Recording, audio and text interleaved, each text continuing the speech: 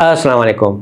Brazil का passport यानी कि सिटीजनशिप आज की डेट में भी 1 साल के अंदर मिल जाती है, मगर उसका लीगल प्रोसेस क्या है, आप ये कैसे हासिल कर सकते हैं, ये भी मैं आपके साथ शेयर करूंगा इस वीडियो में। मगर इस प्रोसेस तक पहुंचने के लिए आपको वहां पे tourist visa, visit visa, short term visa पे ट्रेवल करके जाना होता है। ब्राजील का शॉर्ट टर्म टूरिस्ट वीजा आप कैसे हासिल कर सकते हैं, आपको कैसे मिल सकता है, और ये वीजा अप्लाई करने के लिए आपकी बैंक स्टेटमेंट कितनी होनी चाहिए, भाई, दोस्त, कंपनी या किसी और की बैंक स्टेटमेंट क्या एक्सेप्टेबल होती है, ब्राजील का शॉर्ट टर्म वीजा अगर वर्क वीजा में कन्वर्ट करना चाहे तो क्या वो भी पॉसिबल होता है, एक्स्ट्रा कौन से डॉक्यूमेंट्स आपको लगाने चाहिए जिससे आपके वीजा अप्रूवल के चांसेस ज्यादा हो जाएं, ट्रेवल प्लान कितने दिन का होना चाहिए, अगर किसी भी कंट्री से आपका वीजा रिफ्यूज्ड है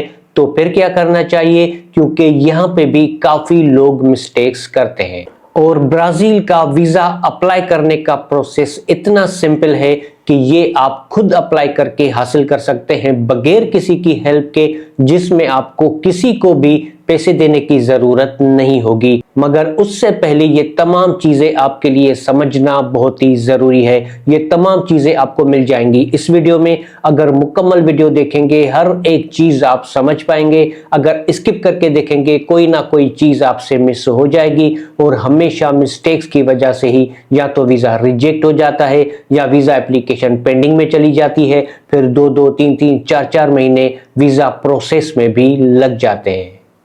आपके लिए और आपकी फैमिली के लिए कौन से कंट्रीज बेहतरीन है टूरिज्म के लिए, या वहां पे जाके सेटल होने के लिए, या वीजा वर्क वीजा में कन्वर्ट कराने के लिए, या उस वीजा में कन्वर्ट कराने के लिए जिसके बाद 1 साल के बाद आपको सिटीजनशिप मिल जाती है ब्राजील में। इसके अलावा दूसरे कंट्रीज की भी डिटेल्स, ये सब डिटेल्स आ रही है मुकम्मल मालूमात के साथ इस नए यूट्यूब चैनल पे। तो अगर आपने अभी तक इस चैनल को सब्सक्राइब नहीं किया तो इसको सब्सक्राइब कर लें, बेल आइकन प्रेस कर लें, ताकि जो भी नया अपडेट आए उसकी नोटिफिकेशन सबसे पहले आपको मिल सके।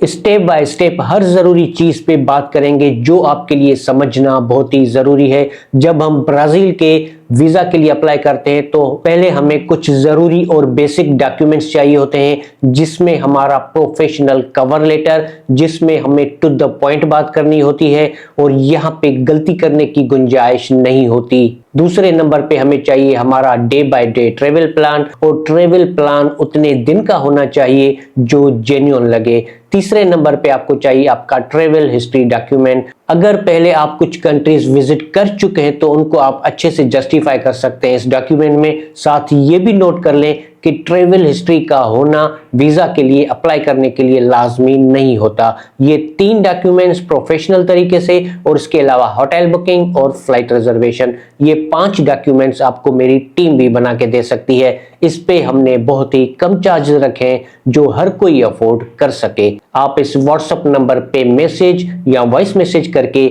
मेरी टीम से राब्ता कर सकते हैं।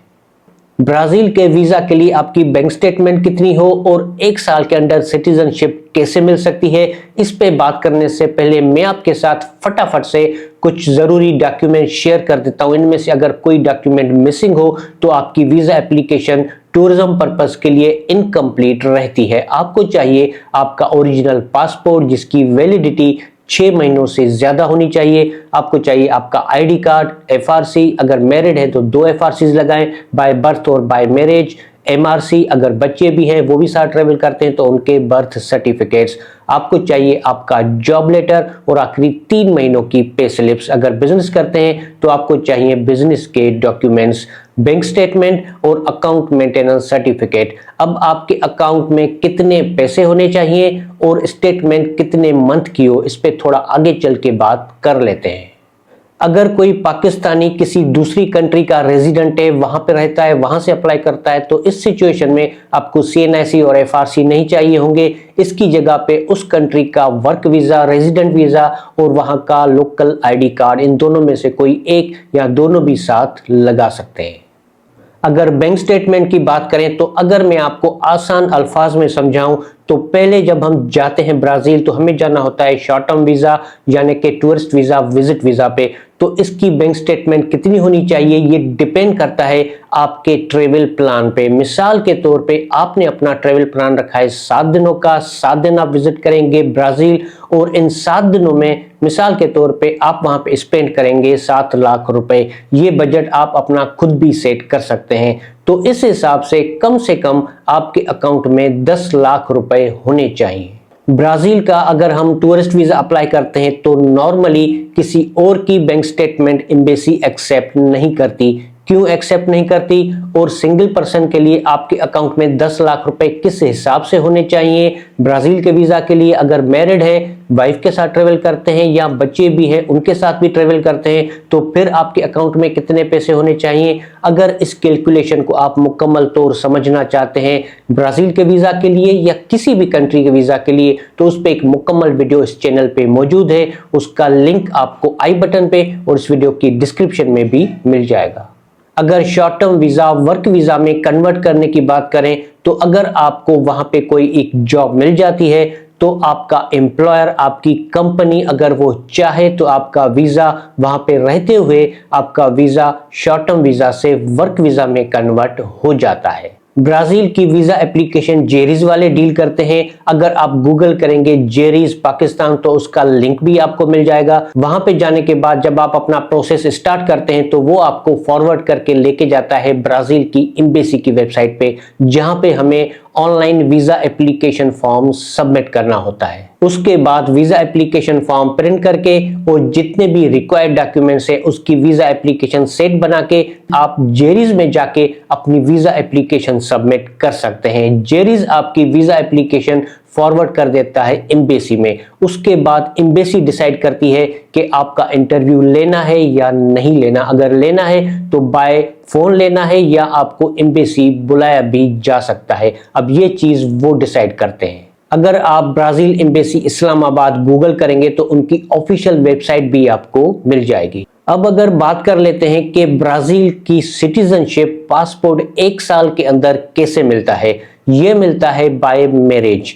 अगर वहां पे कोई मैरिज शादी कर लेता है मगर ये चीज नोट कर लें कि वो चीज जेन्युइन होनी चाहिए। मैरिज रजिस्ट्रेशन के बाद आप वहां पे वीजा कन्वर्ट के लिए अप्लाई करते हैं और यहाँ पे 2 ऑप्शंस होते हैं इमिग्रेशन के पास। या तो वो आपको डायरेक्ट पीआर भी दे सकती है या आपको टेम्परेरी वीजा भी दे सकती है। अब ये 2 ऑप्शन वहां पे होते हैं। अब ये डिसाइड करती है वहां की इमिग्रेशन।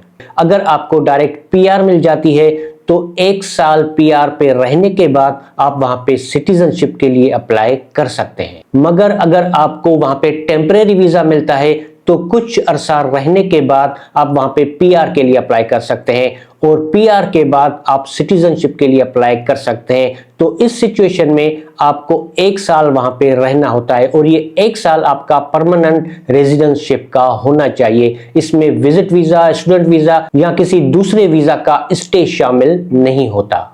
इस वीडियो का मकसद था आपके साथ रिक्वायरमेंट्स, प्रोसीजर और ऑथेंटिक इंफॉर्मेशन शेयर करना। ब्राजील का वीजा एप्लीकेशन फॉर्म आप ऑनलाइन कैसे फिल करेंगे इस पे एक अलग से वीडियो आएगा क्योंकि वीजा एप्लीकेशन फॉर्म में काफी लोग मिस्टेक्स करते हैं। फिर उस वीडियो के स्टेप्स को फॉलो करके आप अपना वीजा एप्लीकेशन फॉर्म फिल कर सकेंगे बगैर मिस्टेक्स के। फिर उसका लिंक आपको इस वीडियो के आई बटन पे और इस वीडियो की डिस्क्रिप्शन में भी मिल जाएगा। चाहे ब्राजील का वीजा हो चाहे किसी भी कंट्री का वीजा हो और उसका वीजा अप्रूवल रेशियो कितना ही बेहतरीन क्यों ना हो, आपने हमेशा अपनी वीजा एप्लीकेशन स्ट्रांग रखनी होती है। वीजा डिसीजन डिपेंड करता है आपकी वीजा एप्लीकेशन पे, जैसे कि आपकी बैंक स्टेटमेंट कितनी स्ट्रांग है, आपके टाइज अपने कंट्री के साथ कितने स्ट्रांग है, आपके फैमिली टाइज कितने स्ट्रांग है। ये सारी चीजें देखने के बाद वीजा ऑफिसर डिसीजन लेता है कि आपको वीजा इश्यू करना है या वीजा डिनाई करना है।